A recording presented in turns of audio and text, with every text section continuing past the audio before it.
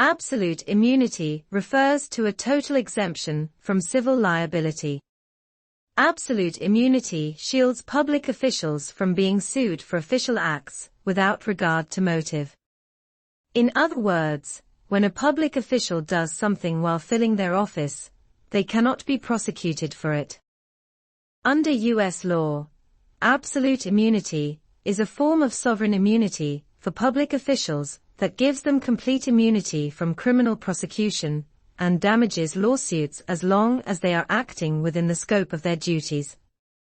The U.S. Supreme Court has consistently argued that government officials should be given some immunity from damages lawsuits, and that common law allows this immunity. Courts reasoned that this immunity was necessary to protect officials from undue interference with their responsibilities and potentially invalidating the threat of liability.